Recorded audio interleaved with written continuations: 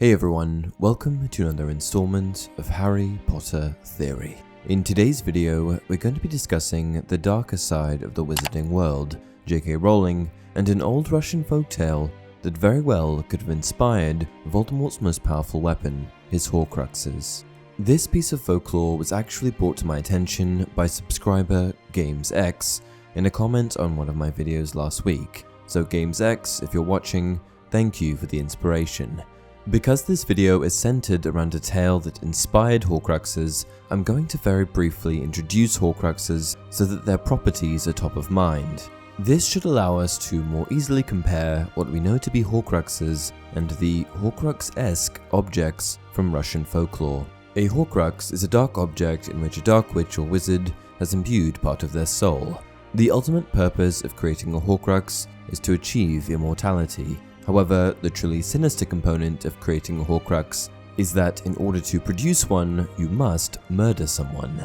There are only two known wizards who have created a Horcrux, the first being Herpo the Foul and the second being Voldemort. In Harry Potter, very little is revealed about the Horcrux creation process, and all we can say for certain is that murder is required.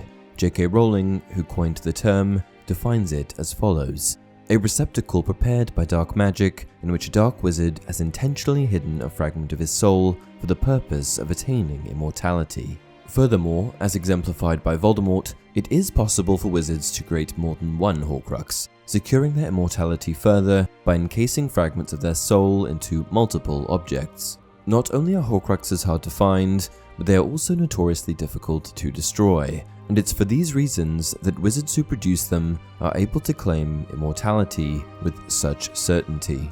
Alright, now you're refreshed on Horcruxes. However, what you probably didn't know was that the concept of a soul container is not original to Harry Potter. Now, it's no secret that J.K. Rowling drew all kinds of inspiration from all over the map when creating the story. There's Greek influence, Roman influence, historic literary influence, and, well, many other kinds of influence evident within the Harry Potter story. And Rowling certainly gives due credit to these sources of inspiration. However, when questioned specifically about the origin of Horcruxes, J.K. Rowling claimed that nothing in particular had inspired the concept. Could this be the case? Certainly. But does the piece of Russian folklore that I'm about to tell you seem quite familiar? You be the judge. The piece of Russian folklore in question involves a figure named Koschei the Deathless, and as you can probably tell by his name, he was someone that, like Voldemort, was able to cheat death.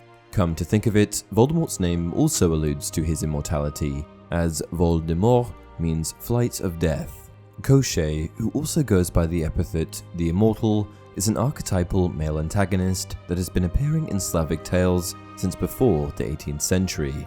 Though he is mentioned across a multitude of tales, he is perhaps most famous for a tale that surrounds his evasion of death. For you see, Koschei, much like Voldemort, discovered a dark spell that allowed him to separate soul from body, hiding his soul inside of nested objects to protect it. The tale of Koschei supports the idea in Harry Potter that soul is the most important part of our life force, and that the physical body is merely a container, a vessel. In order to prevent himself from being killed, Koschei hides his soul inside of nested objects in order to protect it.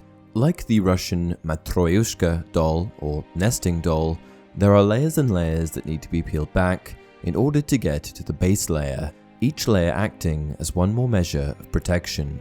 In Koschei's tale, his soul is hidden within a needle, within an egg, within a duck, and the kicker is that the duck flies away whenever anyone tries to catch it. Though Koschei's method of soul encasement differs from Harry Potter in some ways, it's hard to ignore the parallels between Koschei and Voldemort, and I for one think that Koschei, at least subconsciously, if not consciously, inspired Rowling's concept of the Horcrux. What do you guys think? Let me know in the comment section below. If you enjoy mythology and folklore in general, be sure to check out my mythology channel, Mythology Explained, which I'll link below.